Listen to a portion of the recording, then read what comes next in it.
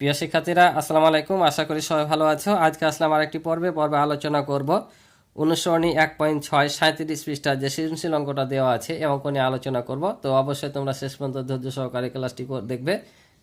আমি তোমাদেরকে সহজ করে বুঝিয়ে দেওয়ার চেষ্টা করব ইনশাআল্লাহ। তো এখানে যে অঙ্কটা দেখতে পাচ্ছ সৃজনশীল, এটা কিন্তু ইম্পর্টেন্ট একটি অঙ্ক। এই ধরনের অঙ্ক কিন্তু পরীক্ষায় আসে, তোমাদের 5-এ এরকম একটা অঙ্ক ছিল, এখানেও কিন্তু অঙ্কটা আছে। অঙ্কটা কিন্তু অনেক গুরুত্বপূর্ণ, ঠিক আছে, এবং একটি সৃজনশীল পরীক্ষায় আসার সম্ভাবনা অনেক বেশি। তো অবশ্যই তোমরা শেষ পর্যন্ত ক্লাসটি মনোযোগ দিয়ে দেখবে এবং কথাগুলো আমার শুনবে। আর আমার চ্যানেলে নতুন হয়ে থাকলে অবশ্যই চ্যানেলটি সাবস্ক্রাইব করে আমার পাশে থাকবে এবং ভিডিও ভালো লাগলে অবশ্যই ভিডিও শেষে একটি লাইক এবং কমেন্ট করে তোমাদের মতামতগুলো জানাবে। আর ইতিপূর্বে যারা চ্যানেলটি সাবস্ক্রাইব করে গেছো তাদেরকে অসংখ্য ধন্যবাদ। তো চলো আমরা অঙ্কগুলো শুরু করি। তো বলছে একটি খুঁটির এত অংশ খাওয়া দায় এবং এত অংশ পানিতে আছে। পানির উপরের খুঁটিটির দৈর্ঘ্য হচ্ছে 29 মিটার। এখন এটা হচ্ছে উদ্দীপক, প্রশ্ন দেওয়া আছে এতকে সাধারণ ভগ্নাংশে প্রকাশ করো, সম্পূর্ণ খুঁটিটির দৈর্ঘ্য নির্ণয় করো। উদ্দীপকের ভগ্নাংশদ্বয়কে সমহর বিশিষ্ট ভগ্নাংশে প্রকাশ করে পানি ও কাদায় খুঁটির কোন অংশের দৈর্ঘ্য বেশি তা নির্ণয় করো। তো তিনটি দেওয়া আছে, তিনটি আমি ধাপে ধাপে করব, একটি করে বুঝাবার করে দেব। তো আমি এই দুটো পরে আলোচনা করব, আগে ক থেকে শুরু করি। তো তোমরা জেনে রাখো যে এই অঙ্কটা অনুসরণীতে যে অঙ্কটা আছে সে অঙ্কের মতো, অর্থাৎ এখানে যে দেখতে পাচ্ছ যে বাঁশের এত অংশ কাদায় এত অংশ পানিতে আছে, এই অঙ্কের মতোই কিন্তু অঙ্কটা হুবহুব, সংখ্যাগুলো শুধু চেঞ্জ, আর গ নাম্বারটা একটু ব্যতিক্রম, ঠিক আছে, কিন্তু নিয়ম সব এই অঙ্কের মতো। তো চলো আমি তোমাদেরকে অঙ্কগুলো বুঝে বুঝে করে দিই। তো এখানে ক নাম্বারে বলছে যে 0.15কে সাধারণ ভগ্নাংশে প্রকাশ করো। তো সাধারণ ভগ্নাংশ কোনটা? এগুলোকে বলে সাধারণ ভগ্নাংশ। এই ভগ্নাংশে আমাদের প্রকাশ করতে হবে। তো কিভাবে প্রকাশ করব দেখো। তাহলে দেখো লিখলাম যে এতকে সাধারণ ভগ্নাংশে প্রকাশ করা হলো। তাহলে এখন যদি আমরা সাধারণ ভগ্নাংশে প্রকাশ করি তাহলে আমরা সব সময় এখানে যে দশমিকের পরে অথবা দশমিক যে সংখ্যাটা থাকবে আমরা সম্পূর্ণ এখানে নিয়ে নিব, ঠিক আছে। আর এখানে যে দশমিক থাকবে এই দশমিকের জন্য সব সময় এখানে একটা 1 নেওয়া লাগে, ঠিক আছে। আর দশমিকের পরে যতগুলো অঙ্ক থাকে এখানে ততগুলো শূন্য নিতে হয়। তো দুইটা অঙ্ক আছে, আমরা দুইটা শূন্য নিলাম, বুঝলা।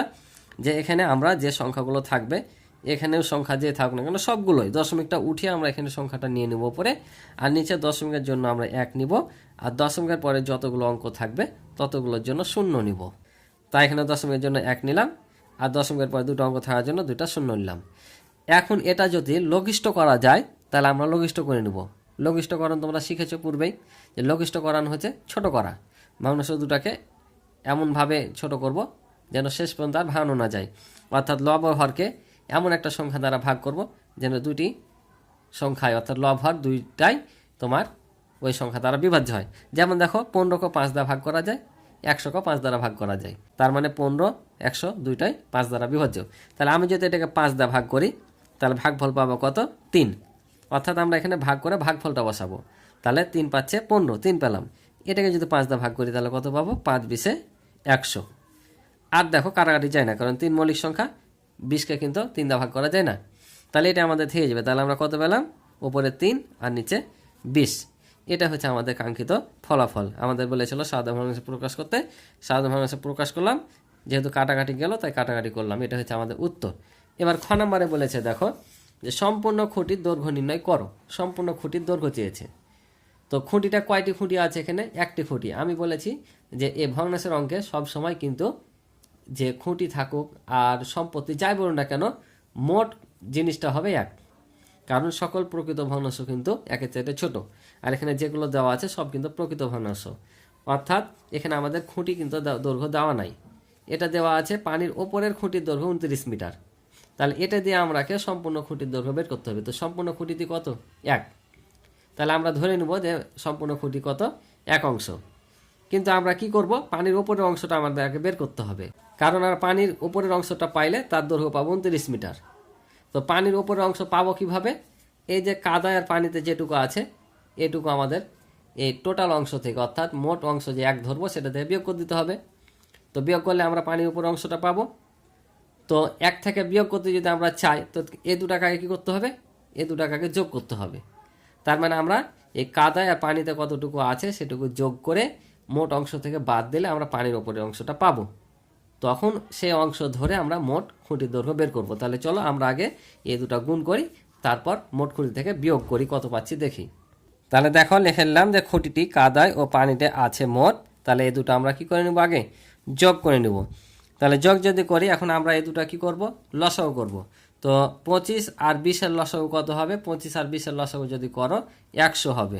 তাহলে 100 পাইলাম। এখন এই যোগ বিয়োগের নিয়ম হচ্ছে এই হর দ্বারা ভাগ করা, আর ভাগফল যেটা পাবো সেটা লবের সাথে গুণ করা। তাহলে আমরা 25 দিয়ে যদি 100-কে ভাগ করি তাহলে কত পাবো, 4 পাবো, কারণ 4 পয়সা হয় 100। তাহলে ভাগফল পাইলাম 4। 4-এর সাথে যদি আমরা 9 গুণ করি তাহলে কত পাবো, 4 নাম 36।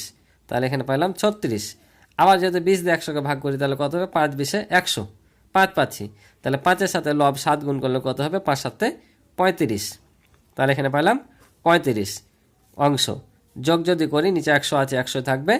এই দুটো এখন যোগ করলে আমাদের কত হবে, 71, কারণ 6 আর 5-এ হচ্ছে 11, 11 1, হাতে থাকে হচ্ছে 1, 3 3-এ 6 আর 1-এ 7, অর্থাৎ এত অংশ আমরা পাইলাম কাদায় ও পানিতে। এখন তাহলে কি করব, এখন আমরা খুঁটির মোট অংশ থেকে অর্থাৎ এক অংশ থেকে এটা বাদ দেব। তার আগে আমরা এখানে ধরে নেব যে মনে করি খুঁটিটির মোট অংশ 1। তাহলে লিখে নিলাম যে মনে করি সম্পূর্ণ খুঁটিটির দৈর্ঘ্য 1 অংশ। এটা প্রথমও ধরলে হবে, এখানেও ধরলে হবে, ঠিক আছে। তোমরা যেখানে খুশি সেখানে তোমরা এটা লেখার আগে লিখে নিতে পারো যে মনে করি সম্পূর্ণ খুঁটিটির দৈর্ঘ্য 1 অংশ, বা এখানে লিখলেও সমস্যা নাই। তাহলে আমরা এখন যদি মোট খুঁটির অংশ থেকে অর্থাৎ 1 থেকে যদি আমরা এখানে যেটা পাইলাম সেটা যদি বাদ দিয়ে দিই তাহলে কি পাবো, খুঁটিটি পানির ওপরে কতখানি আছে সেটা আমরা পেয়ে যাব। তাহলে আমরা এখানে লিখে নিলাম যে খুঁটিটি পানির ওপরে আছে। তাহলে 1 বিয়োগ যেটা আমরা কাদায় ও পানিতে পাইলাম, তাহলে এত অংশ। তাহলে এখন আমরা লসাগু করব। লসাগু যদি করি তাহলে কত হবে, লসাগু করলে আমাদের এখানে 100 লসাগু হবে। তো বলেছি এখানে যদি কোনো ভগ্নাংশ না থাকে, পূর্ণ সংখ্যা থাকে, সরাসরি এটার সাথে গুণ হয়ে যায়। তাহলে কত হবে, 100।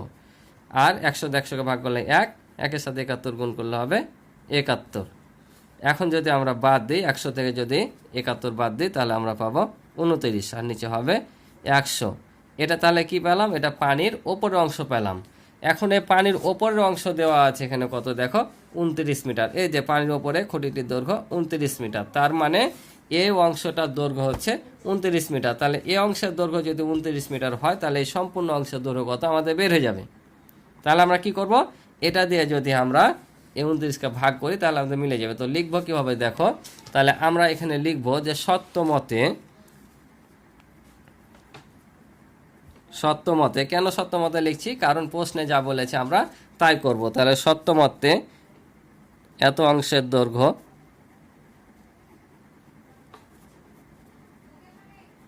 কত মিটার, 29 মিটার। তাহলে অতএব এক বা সম্পূর্ণ অংশের দৈর্ঘ্য। তাহলে যে 1 হলে এখানে কি করি, আমরা ভাগ করি, তাহলে এটা ভাগ হয়ে যাবে। অর্থাৎ ভাগ যদি করে আমরা সরাসরি এটা কী করবো, উল্টে দেবো। তাহলে উপরে যাবে 100, কারণ ভাগ থেকে যদি আবার আমরা গুণ করি কি হবে, লবটা হরটা লব হয়ে যাবে না, তাই এটা উল্টে দেবো। তাহলে হর উপরে 100 লব হয়ে যাবে, আর 29 নিচে চলে আসবে। তাহলে দেখো এখন 29 আর 29 যদি কাটায় তাহলে থাকছে কত, 100। অর্থাৎ সম্পূর্ণ খুঁটির দৈর্ঘ্য কত, তাহলে সম্পূর্ণ খুঁটির দৈর্ঘ্য 100 মিটার। বুঝতে পারছো, আশা করি বুঝেছো। তাহলে উত্তরটা আমরা লিখে দেবো। তাহলে আমরা লিখে দিলাম সম্পূর্ণ খুঁটিটির দৈর্ঘ্য 100 মিটার, এটা হচ্ছে উত্তর। আশা করি বুঝেছো। এবার পরেরটা কি বলছে দেখো, যে উদ্দীপকের ভগ্নাংশদ্বয়কে সমহর বিশিষ্ট ভগ্নাংশে প্রকাশ করে পানি ও কাদায় খুঁটির কোন অংশের দৈর্ঘ্য বেশি তা নির্ণয় করো। অর্থাৎ এই দুটাকে আমাদের সমহর করতে হবে। সমহর করে কোন অংশটা বেশি আছে সেটা আমাদের নির্ণয় করতে হবে। এই দুইটা সমহর করে কোনটা বেশি আছে, পানিতে বেশি আছে নাকি কাদায় বেশি আছে সেটা আমাদের নির্ণয় করতে হবে, ঠিক আছে। তো সমহর তো শিখেছি। সমহর করতে গেলে আমাদের কি করতে হয়, প্রথমে এই হরগুলো লসাগু করতে হয়, তারপর লসাগুকে এই হর দ্বারা ভাগ করে লব হরের সাথে আবার গুণ করতে হয়, ঠিক আছে না। তাহলে চলো আমরা প্রথমে সমহরটা করে নিই, তারপর কোনটা বেশি কোনটা কম আছে আমরা নির্ণয় করব। তাহলে দেখো আমরা লিখলাম খুঁটিটি কাদায় আছে এত অংশ এবং পানিতে আছে এত অংশ। এখন লিখবো যে ভগ্নাংশ দুইটির হর এত এত এর লসাগু। তাহলে দেখো লিখলাম ভগ্নাংশ দুটির হর 25 ও 20-এর লসাগু। 20 আর লসাগু 25-এর লসাগু আমরা কত পেয়েছিলাম, খ নাম্বারে 100 পাইনি, তাহলে 100 হচ্ছে লসাগু। এখন আমরা এই 100-কে প্রত্যেকটা ভগ্নাংশের হর দিয়ে ভাগ করবো, আবার লব হরের সাথে গুণ করব। তাহলে দেখো আমরা যদি 100কে 25 দিয়ে ভাগ করি তাহলে কত পাবো, 4 পয়সা 100। খ নাম্বারে যেটা করলাম ওই অঙ্কটা জাস্ট এখানে একটু ফরম্যাটিকভাবে দেখাতে হবে আমাদের, ঠিক আছে। তাহলে দেখো আমরা এ ভগ্নাংশটাই উঠিয়ে নিব, এখানে যা আছে তাই উঠিয়ে নিব। তারপর একবার এই ভাগফল যেটা পাইলাম এই ভাগফলটা এই লব 9-এর সাথে গুণ, একবার হর 25-এর সাথে গুণ করে দেব। এভাবে কিন্তু সমহর করতে হয়, ঠিক আছে। তাহলে সমহর করার নিয়ম কি, সব সময় হরগুলো লসাগু করে নিবা। লসাগু করার পর প্রথম ভগ্নাংশ থেকে শুরু করে শেষ পর্যন্ত হর দ্বারা ভাগ করবা।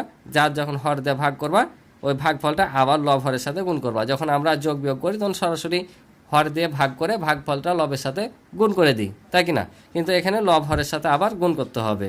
তাহলে গুণ করলে পরে 4 নাম 36 আর 4 পঁচিশে 100, কারণ আমাদের হরগুলো তো একই রকম করা লাগবে, তাই না। এই যে দেখো হরগুলো সব কিন্তু এখানে লসাগু যেটা পাবো সেটাই আসবে। আবার ভাগ করব কত দ্বারা, এবার এই ভগ্নাংশের হর দ্বারা অর্থাৎ 20 দ্বারা। তাহলে 5 20 হবে 100। তাহলে এবার এই ভগ্নাংশ উঠিয়ে আবার কি করব, একবার সাথে সাথে গুণ 5, একবার 20-এর সাথে 5 গুণ, ঠিক আছে। কারণ লবের সাথে গুণ হরের সাথে গুণ, 5 7 35 আর 5 20-এ 100। তাহলে এটা পেলাম।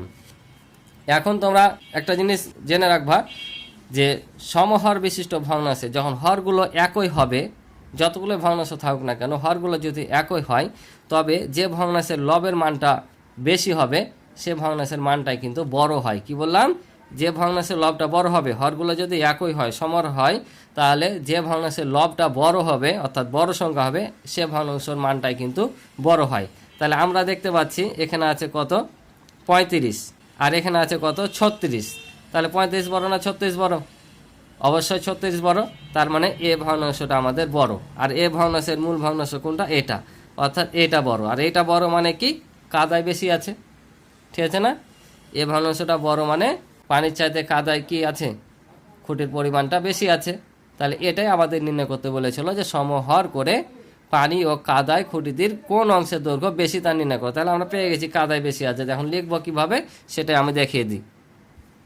তাহলে দেখো এখানে লিখলাম যে যেহেতু 36/100 গ্রেটার দেন 35/100, অর্থাৎ এটার চাইতে এটা বড়, অর্থাৎ এ ভগ্নাংশ চাইতে এটা বড়, অর্থাৎ এটা বড়। তাহলে এটা আমরা মূল ভগ্নাংশটা লিখলাম, যে ভগ্নাংশের মূল ভগ্নাংশ এটা আর এই ভগ্নাংশের মূল ভগ্নাংশ এটা। তাহলে আমরা বুঝতে পারছি যে খুঁটিটি কাদায় বেশি আছে, তা আমরা এটা লিখে নিব। তাহলে আমরা এখানে লিখলাম যে খুঁটিটির কাদার অংশের দৈর্ঘ্য বেশি। বুঝতে পারছো, যেহেতু কাদার ভগ্নাংশটার পরিমাণ বেশি তাই খুঁটিটির কাদার অংশের দৈর্ঘ্য বেশি। এটাই হচ্ছে আমাদের উত্তর। আশা করি বুঝেছো।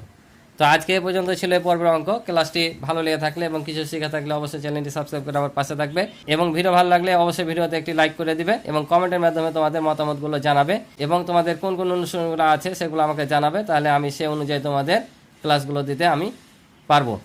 তো আজকে এ পর্যন্ত, ভালো থাকো, সুস্থ থাকো, দেখা হবে পরবর্তী পর্বে। আল্লাহ হাফিজ।